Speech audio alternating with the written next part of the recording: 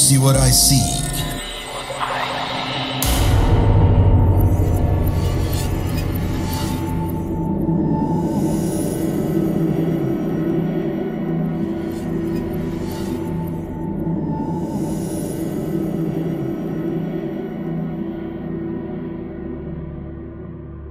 Hai, Assalamualaikum pendengar podcast khususnya penduduk desa Sukawedi. Perkenalkan, saya Dini dari Surabaya. Saya mau menceritakan tentang pengalaman mistis saya yang terjadi pada saat saya tinggal di rumah lama. Kebetulan rumah itu ada rumah keluarga yang saya diminta tinggal di sana. Kebetulan saya setelah menikah, kami tidak ada tempat tinggal dan orang tua dari suami meminta saya untuk tinggal di rumah keluarga tersebut karena rumahnya kosong. Tapi di bangunan belakang ada om saya yang tinggal di sana. Gitu. Kebetulan saya dari kecil memang sedikit peka, jadi pada saat tinggal di sana ada apa-apa sedikit gitu saya pasti merasakan dan saya pasti akan tahu gitu.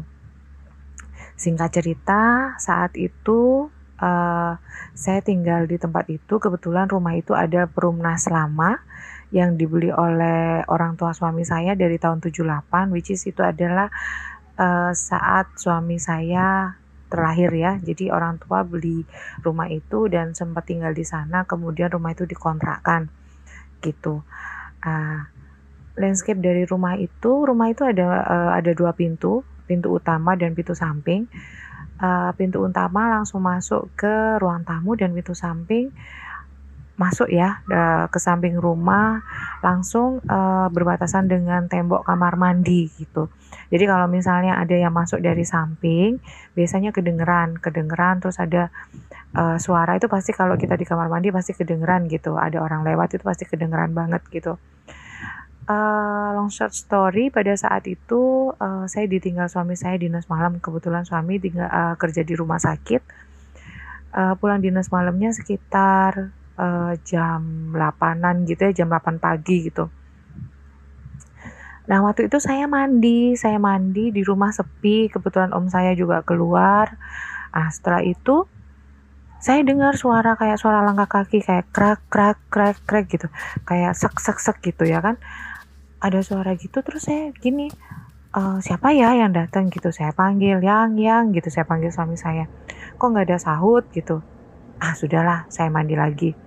Terus nggak berapa lama kedengeran lagi dari dalam kayak klinting bunyi gelas yang diaduk kayak kita bikin teh gitu pakai cawan gitu ya kan, pakai gelas gitu.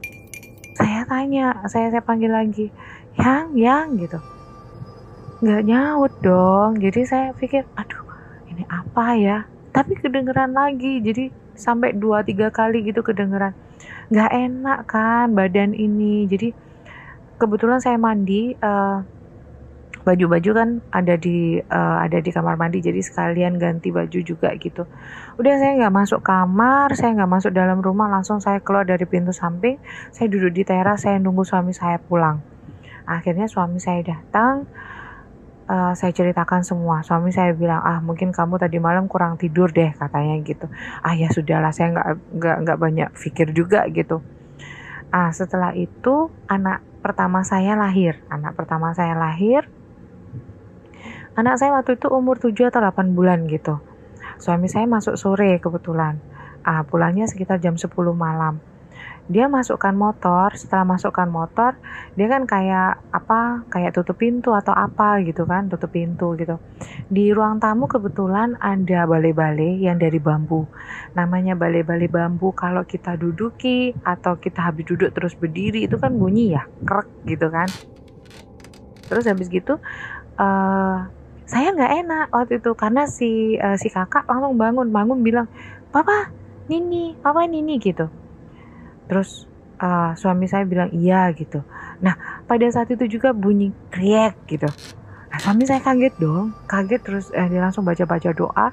Dia lari ke kamar, dia bilang, ya tadi di depan ada ini. Saya langsung menyaut, iya aku tadi juga rasa, soalnya si kakak nunjuk ke tiang gitu, ke tiang ruang tamu gitu. aduh udah ayo tidur. Sudahlah kita tidur.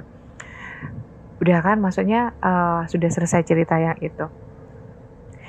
Selang beberapa bulan, kebetulan saya hamil 7 bulan. Anak saya yang pertama dan kedua bedanya setahun. Jadi saat kakak umur 5 bulan saya hamil lagi. Waktu itu saya hamil si adik 7 bulan. Saya hamil adik 7 bulan. Saya ini punya inisiatif, ayo dong kita pergi buat beli keperluan buat si baby ini gitu. Beli apalah, beli bag baby atau beli apa gitu kan, pokoknya barang keperluan lah. Ya sudah, kita keluar dari rumah, kita kunci pintu dari luar kan. Di dalam itu kebetulan ada pengunci kayak slot pintu gitu kan. Nah, slotnya itu dari dalam. Jadi kalau misalnya kita jadi double secure gitu ya, untuk keamanan gitu.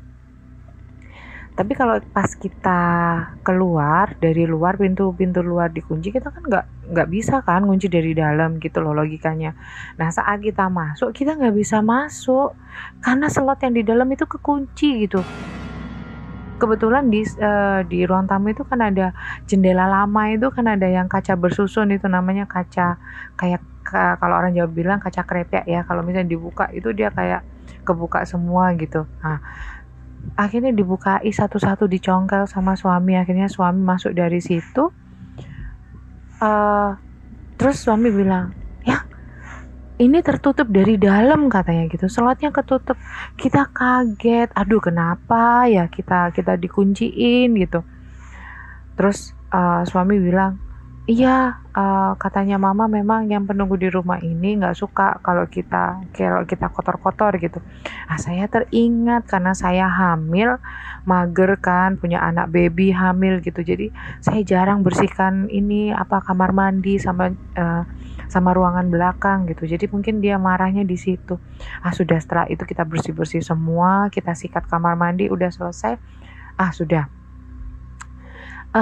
Terus cerita lagi, sama juga waktu itu si adik sudah lahir. Adik lahir sekira 2 atau 3 minggu gitu ya umurnya. Kakak kan saat itu umurnya 1 tahun ya, karena bedanya setahun gitu. Saya mandi, pintu kamar itu juga ada double secure-nya, ada slotnya juga dari dalam. Nah, bedanya slot dari di kamar sama di depan. Kalau di kamar itu agak sedikit macet gitu, agak sedikit keras. Nah, kalau yang di depan itu agak sedikit ringan gitu. Tapi jaraknya tinggi antara luar sama di kamar gitu. Kan nggak mungkin anak umur setahun dia bisa nggape, karena tingginya sekitar 1 meter lebih lah gitu. Nah, sudah, setelah itu saya mandi. Namanya orang punya 2 baby ya, kita mandi kayak mandi bebek gitu, cukup selesai. Kadang itu saya sikat giginya di luar, kayak di wastafel gitu. Terus saya cuci rambutnya juga di luar. Saya takut karena anak saya ini kan gak ada yang jaga gitu, takutnya kakak ngapa-ngapain adiknya gitu. Tapi alhamdulillah sih memang mereka gak pernah aneh-aneh gitu, maksudnya gak pernah menyusahkan gitu. Nah, saya mandi kan cepet banget gitu. Terus kok ini saya masuk kamar nggak bisa, pintu slotnya kekunci. Saya intip lah dari dalam, kok dia kayak main-main biasa gitu, kayak nggak ada apa-apa, nggak turun dari tempat tidur gitu. Terus saya bilang, kakak tolongin mama, nggak bisa dong, dia ngapain juga nggak bisa buka slot pintunya. Nah, saya panggil om yang tinggal di belakang, om sini om, minta tolong om gitu. Ini aku kekunci. Akhirnya sama om didobrak. Terus saya tanya, kakak siapa yang kunci pintu gitu? Itu teman akak. Dengan wajah polosnya dia bilang kayak gitu. Ya Allah, lemes dong saya. Akhirnya pada saat itu sudah, saya nggak pernah kunci pintu lagi. Terus setelah itu pintu samping ya, pintu samping yang deket sama yang pintu kamar. Nah, setelah itu selang berapa bulan lagi gitu, kita kekunci lagi. Waktu itu ada saudara suami datang, otomatis kan kita nggak ngunci pintu ya, karena kita nganter di depan aja, nganter ke teras rumah untuk nganter say goodbye gitu. Mereka masuk mobil, mereka jalan, kita baru masuk. Cuma secepat itu kekunci lagi, kita bongkar lagi jendela. Terus Sisa sampai gini, kenapa kok kayak gitu loh. Maksudnya kok jahat banget sama kita gitu. Sampai 3 kali kita dikunciin gitu. Ternyata iya, saya yang lalai untuk membersihkan kamar mandi. Nah, sudahlah. Akhirnya pada saat itu dan sampai sekarang kita biasakan hidup bersih. Memang sih ya, semua tempat itu memang harus bersih.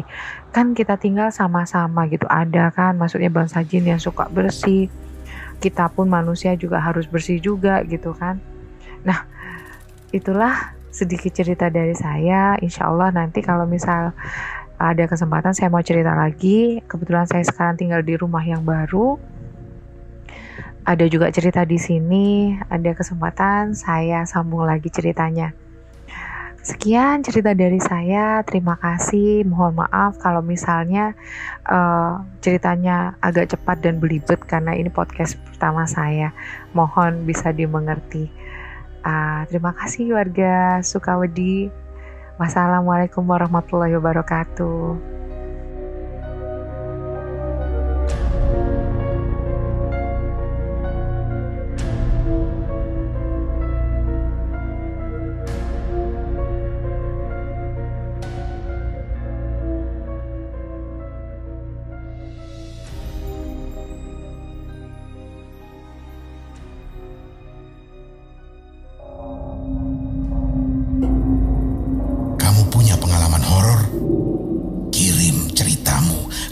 Podcast.ceritahoror@gmail.com